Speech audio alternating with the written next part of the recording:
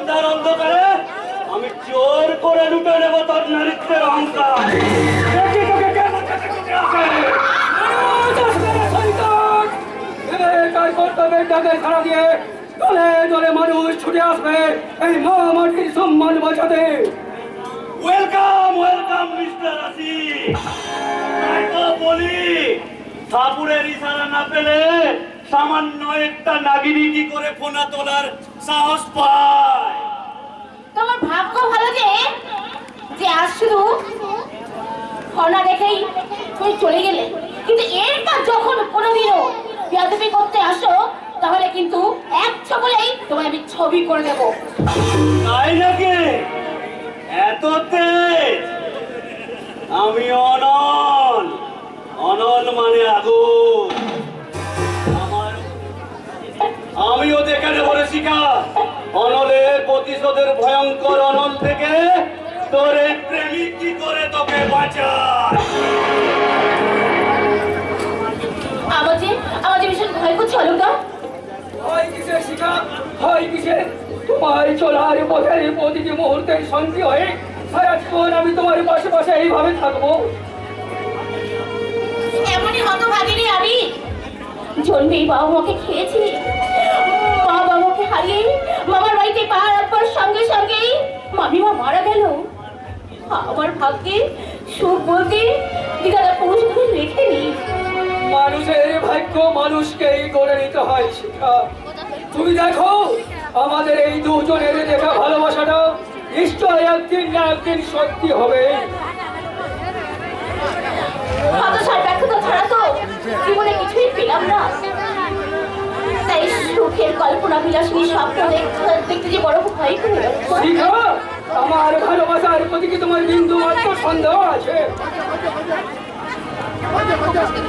তোমায় ছাড়া এই হতভাগিনী শিখার জীবনে বেঁচে থাকার আর কি কোনো কিছুই নেই। তুমি যে এই শিখার অলোক শিখা, তোমাকে বিনা আমি যে অসম্পূর্ণা। আমারই বলো শিখা, আমারই বলো। তোমার ভালোবাসায় নিজেকে ভাসি দিয়ে আমি যে প্রতিদিন নতুন করে বাঁচার স্বপ্ন দেখি, তোমাকে ছাড়া আমি বাঁচবো না, বাঁচতে পারবো না শিখা। অলকা, আমার যে বড্ড ভয় করে গো। অনলের মতো ওই নারী লোভী জানোয়ার লম্পট সংখ্যায় সমাজে কম দিন বেড়েই চলেছে। অর্থের আভিজাত্যে এরা কিনে নিতে চাই আমাদের মতো গরিবের ভালোবাসাকে।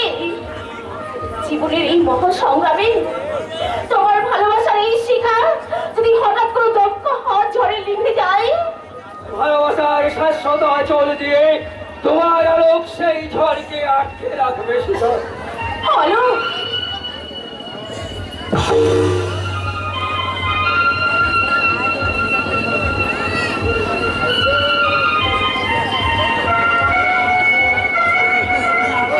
তুমি কি করলে? হলো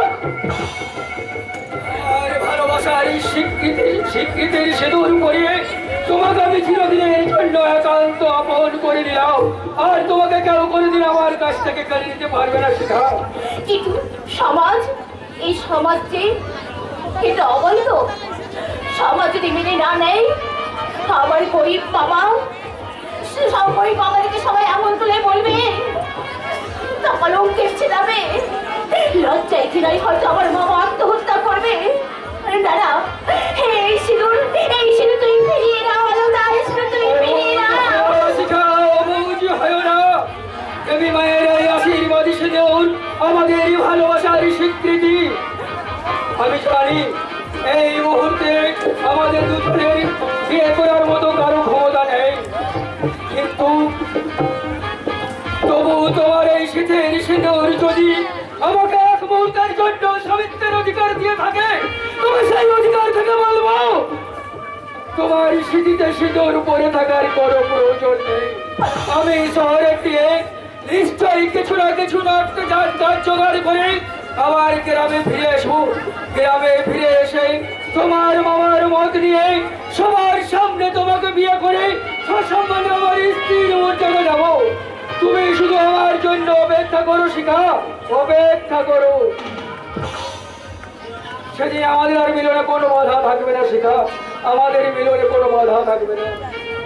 করবো গো করবো, সিঁদুর সিঁদুর মুছে মুছে ফেলে সধবা হয়েও আমি কোমরি সেজে তোমার আশার প্রতীক্ষায় আমি পথ চেয়ে রইব গো, পথ চেয়ে রইব। গোপন গান্ধর্বের বিবাহের সাক্ষী থাকলো এই নির্বাগত সিনতি, এই নির্জন সন্ধ্যা, আর ওই দূর আকাশে জ্বলে ওঠা সন্ধ্যা তারা। সন্ধ্যা তারাই নয় আলো, তোদের জীবনের শুভ মুহূর্তটার সাক্ষী হতে পেরে আমি ধন্য হলাম। পলাশ, ঘুরে দাঁড়িয়ে আমি সব কথাই শুনেছি, সব ঘটনাই দেখেছি, জানি হয়তো অন্যায় করেছি। পলাশদা, তুমি, আমি বলছিলাম যে বলতে হবে না শিখা, তুই কি বলবি তা আমি জানি। তোর কোনো চিন্তা নেই, যতদিন পর্যন্ত না তোরা দুজনে নিজের মুখে এই বিয়ের কথা স্বীকার করে নিবি, ততদিন পর্যন্ত আমার মুখ থেকে একটা কথাও বের হবে না। ওর নিশ্চিন্তে থাকতে পারি। পলাশদা, পলাশ, আমি বলছিলাম কি, আর বন্ধু, এবার আর তুই নোট, যা বলার আমি বলবো। তোর কথাই নয় সুরে, কথাই নয় গানে, তোদের দুজনের এই শুভ মুহূর্তটার কথা মনে করে আমি শুধু গাইবো। পলাশদা, এই তো হেথায় কুঞ্জ ছায়ায় স্বপ্ন মধুর মোহে, সেই জনমে যে কোটি দিন পাবো, তোমায় আমার এসে খেলে কাটিয়ে যাবো তোহে। স্বপ্নে মধুর মোহে, এই তো হেথা কুঞ্জ ছায়া স্বপ্ন মধুর মোহে, এই জীবনে যে কোটি দিন পাবো, তোমায় আমায় হেসে খেলে কাটিয়ে যাব তোহে। স্বপ্ন মধুর মোহে।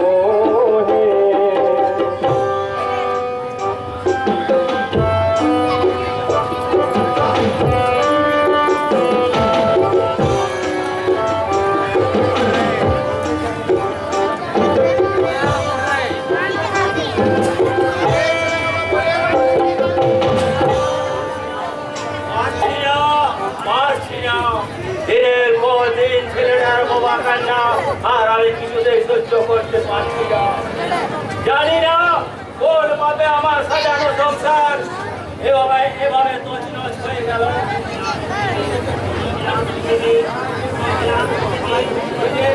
থেকে নিজেকে নেশার মধ্যে ডুবিয়ে রেখে ধীরে ধীরে নিজেকে শেষ করে দিতে চাইছে। দূর থেকে দেখা ছাড়া আমার আর কিছুই করার নেই। ভয়ঙ্কর সেই দুর্ঘটনার কথা নিপাদম মন থেকে মুছে ফেলতে পারছে না, বুঝতে পারছে না তার অতীতকে। আহারে, মাতার ছেলের জন্য বেচারা বাবার কতই না কষ্ট। মাতার হলো এই বাবার নিজের সন্তান, আর আমার মেয়ে জিনাকে মানের জলে ভেসে দ্বিতীয় পক্ষের হলো জিনা তো তোমারই মেয়ে। এই কথা তো আমি কোনোদিন অস্বীকার করি না। মা বাবার কাছে সন্তানের কোনো পক্ষ হয় না, সব সন্তানের সমান।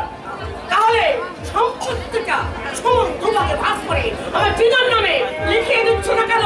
কেন সমস্ত সম্পত্তির ব্যবসা ওই দিনের নামে? টাকা পয়সা বিষয় সম্পত্তি এছাড়া কি আর তুমি কিছু জানবে না? মায়ের ভালোবাসা দিয়ে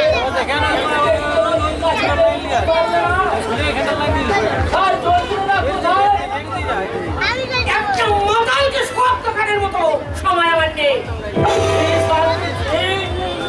আমার ভাবতেও ঘৃণা হচ্ছে যে তুমি একজন মা, আর দ্বীপ হলেই বা তোমার ছোট ছেলে, তবু তো ছেলে। মায়ের ভালোবাসা দিয়ে তুমি তাকে কোনোদিন কোলে তুলে নিতে পারবে না, আপন করে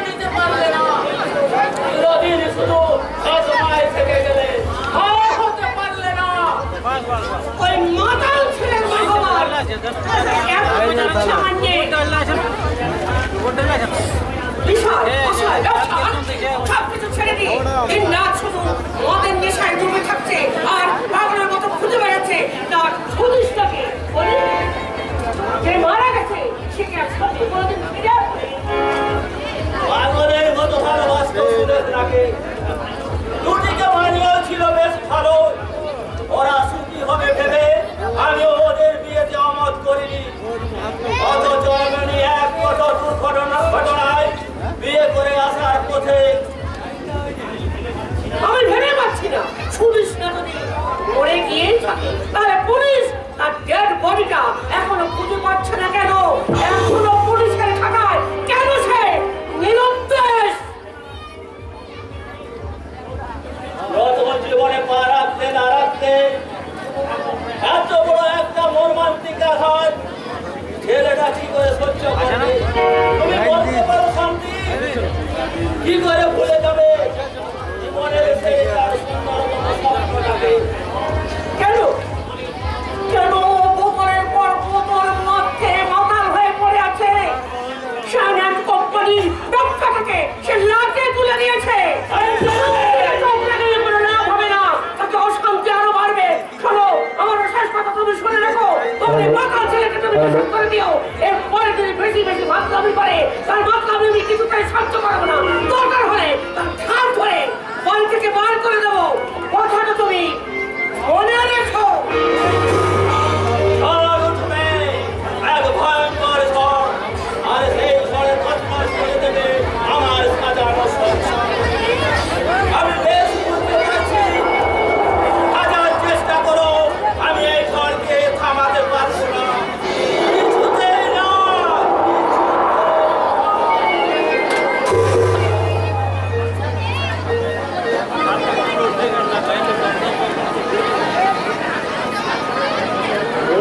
একটু বাতাস যদি হয়ে যায় ঝড়, এই ঝড়ে ভেঙে যায় যদি খেলা ঘর, আবার নতুন ঘর বাঁধতে পারি তুমি পারো।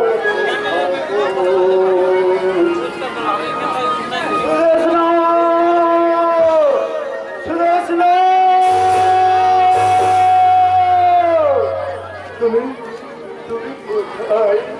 আমি আমি তোমাকে দেখতে পাচ্ছি না কেন? আমি তোমাকে ছুঁতে পারছি না কেন?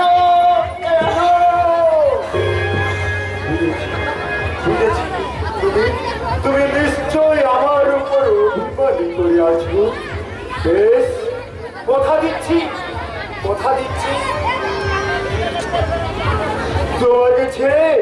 তোমাকে ছেড়ে আর আমি দূরে সরে থাকবো না। সুদেশ না,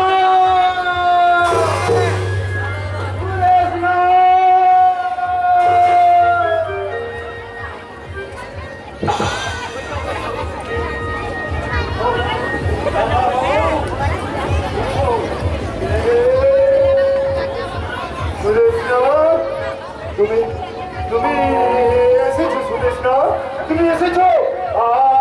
আমি জানতাম তোমার নিজের উপর অভিমান করে তুমি বেশি দিন দূরে সরে থাকতে পারবে না। বাবু, আমি ভোলা। ভোলা? ও ভোলাদা,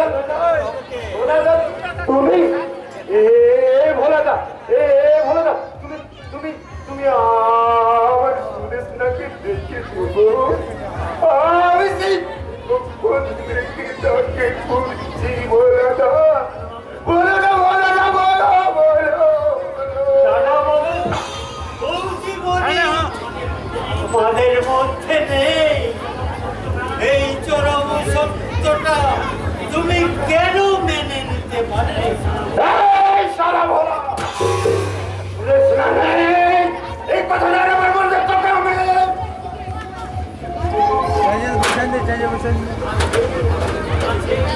আছে ভোলাদা, আছে আছে আছে। আমার আমার সুদেশটা যে এত বেঁচে আছে ভোলাদা, প্রতি মুহূর্তে যে আমি তাকে দেখতে পাই ভোলাদা। তুমি দেখলে? দেখো দেখো দেখো, এই বোতলের মধ্যেও আমার সুদেশ না আছে।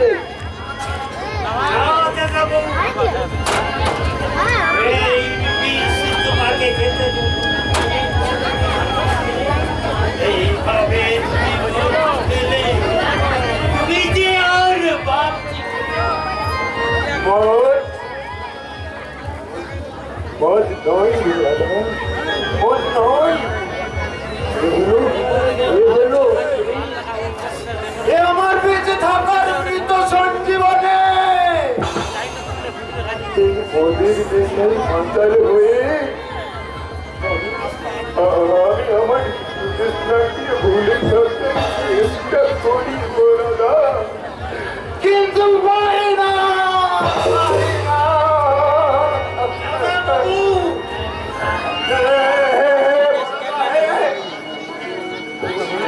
বলতে বলে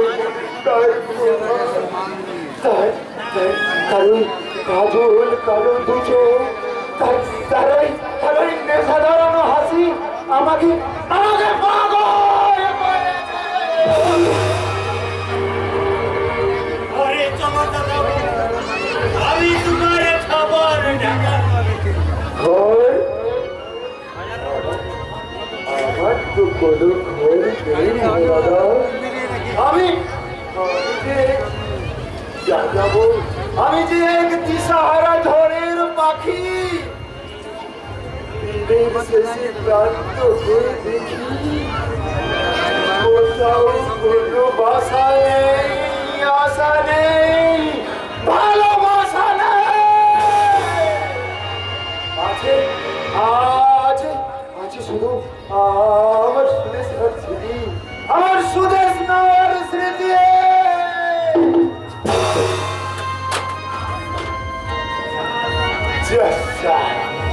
তাহলে তাহলে এই ভোলাদা, এই ভোলাদা, তুমি তুমি তুমি আমাকে একটু মদ এনে দিতে পারবে ভোলাদা? তুমি একটু আমাকে মদ এনে দাও ভোলাদা। আরে পারলেও দেব না। এবার মদ না এনে দিলে ভোলাদা, শোনো ভোলাদা, শোনো। যা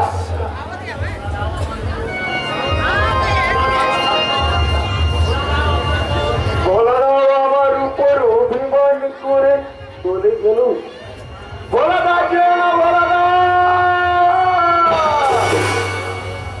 ভোলাদা আমার উপর অভিমান করে চলে গেল। তাহলে তাহলে এবার এবার আমাকে মদ এনে দেবে কি?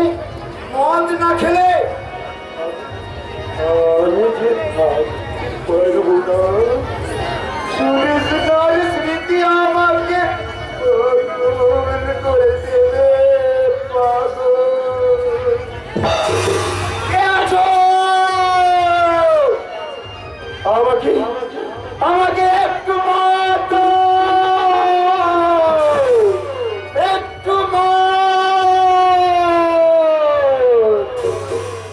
এই নাও ভাগ্নে মদ, পুরো বোতলটাই তোমার। ছেড়ে দাও, এই পুরে মদ খাও আর আনন্দ করো। আনন্দ, আনন্দের ছায়া, এই শুকনো গাছের ছায়া কি করে শিহরণ তুলতে পারবে মামা? কি করে শিহরণ তুলতে পারবে? আমি যে এক শুকনো গাছ। মুসি ভাগ্নে মুসি, তোমার দুঃখটা এবারে আর কেউ না বুঝতে পারলো, আমি ঠিকই বুঝি। তাহলে নতুন জীবনে পা রাখতে না রাখতে এত বড় আঘাত, বা এমন বয়স তোমার, এই কাঁচা বয়সে কি করে এত জ্বালা যন্ত্রণা সহ্য করতে পারছি বলো তো? যেভাবে যেভাবে আকাশ সহ্য করে সূর্যের তীব্র দহন জ্বালাকে, বাতাস সহ্য করে ঝড়ের প্রচন্ড উদ্ভক্ততাকে, সমুদ্র সহ্য করে সুনামের ভয়ঙ্কর তাণ্ডবকে। আমি বলছিলাম কি ভাগ্নে, তুমি আবার একটা বিয়ে করে আবার নতুন করে সংসার করো, দেখবে সব ঠিক হয়ে গেছে। যে নেই তার স্মৃতি বুকে নিয়ে কেন শুধু শুধু নিজের জীবনটাকে এভাবে নষ্ট করছো? আছে বাবা, আছে আছে আছে। আবার আবার আবার এই লোককে প্রতিটি অনুতে গোড়া মানুষে সুরেশ না আছে। আমার আমার একটা একটা নিঃশ্বাসে সুরেশ না আছে ভালোবাসার বিশ্বাস হয়ে। যত থাকে ততই তো আমারই না। শায়না কোম্পানির মালিকানা যে কোনোভাবেই হোক আমার নামে লিখে নিতে হবে। আর সেই জন্যই তো আমি ওই প্ল্যান করে ওই সুদেশ না করে বলতে কি বলে ফেলেছিলাম। আরে ওই মাতালটা আবার শুনতে পাইনি তো? না না না না না না, শুনবো না শুনবো না শুনবো না। তোমাদের তোমাদের কারো কথা আমি শুনবো না। তোমরা যে যাই বলো, আমি জানি আমি জানি জানি জানি আমার সুদেশটা ঠিক বেঁচে আছে। আমার সুদেশটা আমাকে এভাবে একা ফেলে চলে যেতে পারি না। কিছুতেই না, কিছুতেই না। সুদেশ না, সুদেশ না। তোমার সুদেশ নার কোথায় কোথায় খুঁজবে তাকে?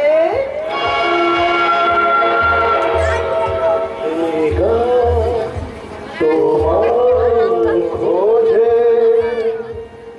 তাই এভাবে তোমাকে খোঁজে, সেদিন তাহার কান্না ডাকে মোর গান ভালোবাসো, মোর গান ভালোবাসো।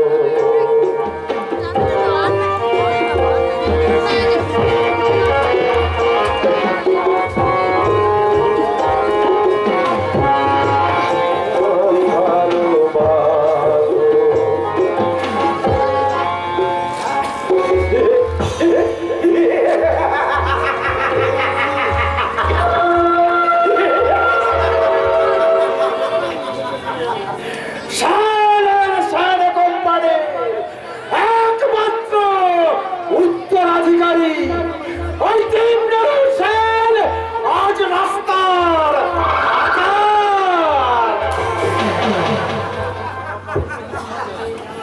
ব্যর্থ প্রেমের জ্বালা ভোলাতে ওকে বছরের পর বছর মাছ খাইয়ে যত সারা দেবদাস করে তুলব। আমি সজয় হয়ে উঠবো একেবারে ছাড়ে বলে কৌশলে যে হোক জামাই বাবু বিশাল সম্পত্তি আমাকে হারাতে হবে।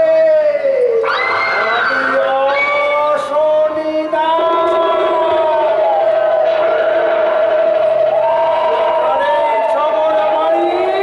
পুরো জায়গাটাই সারা একেবারে বিষের নীল হয়ে যায়। হাই মামা, আমাকে কেমন লাগছে বলো তো মামা? Very very beautiful. এই গেল একেবারে হরিণা কাপড়। তুমি বড্ড ব্যাগেটে। এখন কসবা গাড়িটা কাপড় যুগ আছে, এখন তো শাড়ি নেই আর হচ্ছে আলিয়া ভাটের যুগ মামা। আরে আমি যদি বাজারে হয় তাহলে তো আমার সব দাদা আমি ওই মাথাটাকে কি বলি? Worthless। না হলে একটা মেয়ের জন্য এইভাবে জীবন নষ্ট করতে পারে?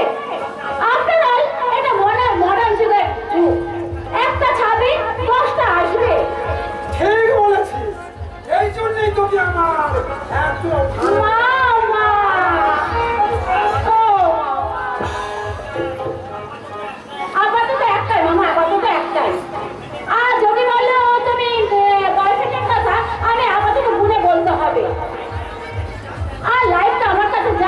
enjoy.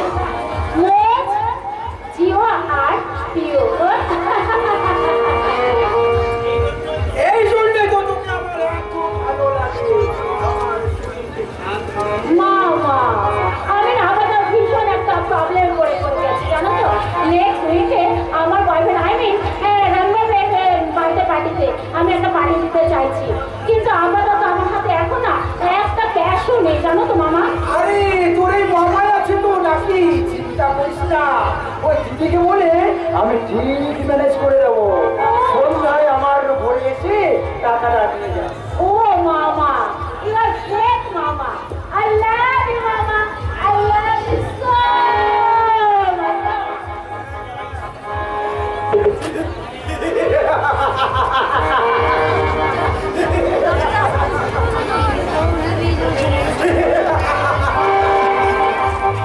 তোদের এই সংসারটাকে আমিও ভীষণ ভীষণ ভীষণ ভালোবাসি রে ভাই।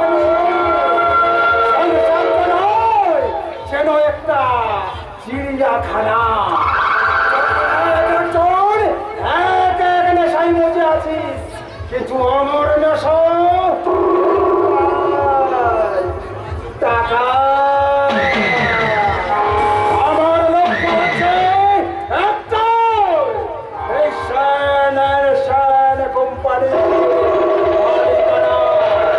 যে কোনো ভাবে হোক সাফল্যের চাবিকাঠি আমি ছিনিয়ে নেব।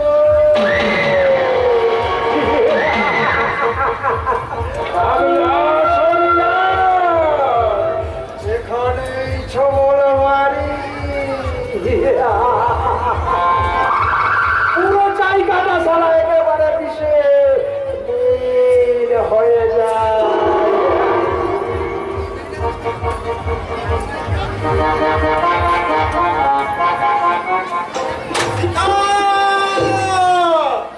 শিখা কোথায় যে গেল মেয়েটা? এই কোন সকালে ওষুধ আনবে বলে বেরিয়েছে। মেয়েটার কষ্ট আর চোখে দেখা যায় না। হতভাবে কি যে কপাল নিয়ে জন্মেছিল, জন্মে মা বাবাকে খেয়েছে। আমার মামার সংসারে আসতে আসতে সংসারের সমস্ত দায়িত্বটা কাঁধে এসে পড়লো। ওভাবে তারপর আমার এই অসুখ, সংসারের সমস্ত দায়িত্বটা কোথার উপর। অপুটা এখনো ছোট, চোখে থেকে চোখে চেয়ে দেখা ছাড়া আমার যে আর কিছু রইল না। আবার তুমি বিছানা ছেড়ে উঠেছো বাবা। ডাক্তার বাবা তোমার মেসেজ করেছে। ডাক্তাররা আমি অনেক কথা বলে থাকি বাবা, কিন্তু দিন রাত ওই বিছানায় শুয়ে থাকতে কারো ভালো লাগে বাবা। দাঁড়াও, দিদি বাড়ি আসুক, আমি ঠিক বলে দেবো। তোর দিদি কখন বাড়ি ফিরবে বলতো অপু? এত বেলা হয়ে গেল, এরপরে রান্না না বসালে তোর যে স্কুলে যেতে দেরি হয়ে যাবে বাবা। কি দিয়ে রান্না হবে বাবা? ঘরে যে একটাও চাল নেই। চার নেই তো আমাকে আগে বলিসনি কেন বাবা? তুমি ভেবো না বাবা, দিদি যখন বেরিয়েছে ঠিক চাল নিয়ে আসবে। চারিদিকে শুধু